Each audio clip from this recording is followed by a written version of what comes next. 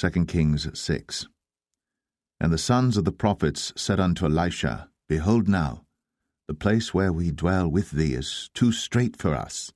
Let us go, we pray thee, unto Jordan, and take thence every man a beam, and let us make a place there where we may dwell.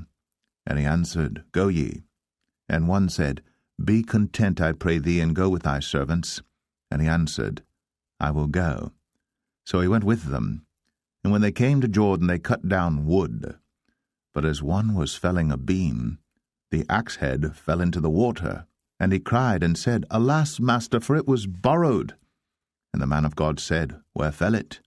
And he showed him the place. And he cut down a stick, and cast it in thither. And the iron did swim.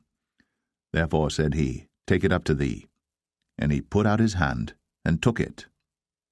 Then the king of Syria warred against Israel, and took counsel with his servants, saying, In such a place shall be my camp. And the man of God sent unto the king of Israel, saying, Beware that thou pass not such a place, for thither the Syrians are come down. And the king of Israel sent to the place which the man of God told him, and warned him of, and saved himself there, not once nor twice. Therefore the heart of the king of Syria was sore troubled for this thing. And he called his servants, and said unto them, Will ye not show me which of us is for the king of Israel? And one of his servants said, None, my lord, O king.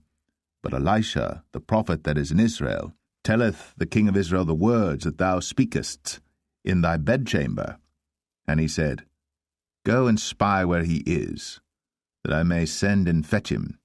And it was told him, saying, Behold, he is in Dothan. Therefore sent he thither horses and chariots and a great host. And they came by night and compassed the city about. And when the servant of the man of God was risen early and gone forth, behold, an host compassed the city both with horses and chariots. And his servant said unto him, Alas, my master, how shall we do?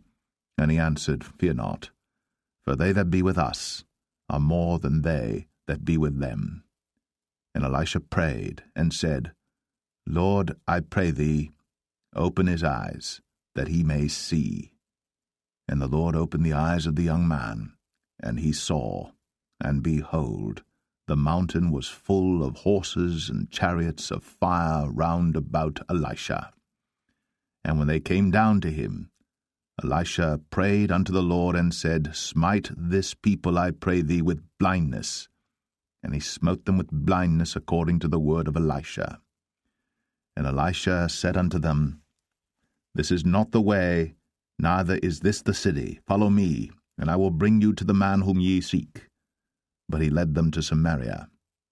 And it came to pass, when they were come into Samaria, that Elisha said, Lord, open the eyes of these men, that they may see. And the Lord opened their eyes, and they saw, and behold, they were in the midst of Samaria. And the king of Israel said unto Elisha, when he saw them, My father, shall I smite them? Shall I smite them? And he answered, Thou shalt not smite them. Wouldst thou smite those whom thou hast taken captive with thy sword and with thy bow? Set bread and water before them, that they may eat and drink, and go to their master. And he prepared great provision for them. And when they had eaten and drunk, he sent them away, and they went to their master. So the bands of Syria came no more into the land of Israel.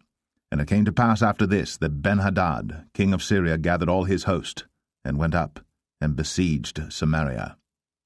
And there was a great famine in Samaria, and behold, they besieged it, until an ass's head was sold for 80 pieces of silver, and the 4th part of a cab of dove's dung for 5 pieces of silver. And as the king of Israel was passing by upon the wall, they cried a woman unto him, saying, Help my lord, O king. And he said, If the Lord do not help thee, whence shall I help thee? Out of the barn floor, out of the winepress? And the king said unto her, What aileth thee? And she answered, This woman said unto me, Give thy son, that we may eat him today, and we will eat my son tomorrow. So we boiled my son, and did eat him. And I said unto her on the next day, Give thy son, that we may eat him. And she hath hid her son. And it came to pass, when the king heard the words of the woman, that he rent his clothes, And he passed by upon the wall, and the people looked, and behold, he had sackcloth within upon his flesh. Then he said, God do so, and more also to me, if the head of Elisha the son of Shaphat shall stand on him this day. But Elisha sat in his house, and the elders sat with him, and the king sent a man from before him.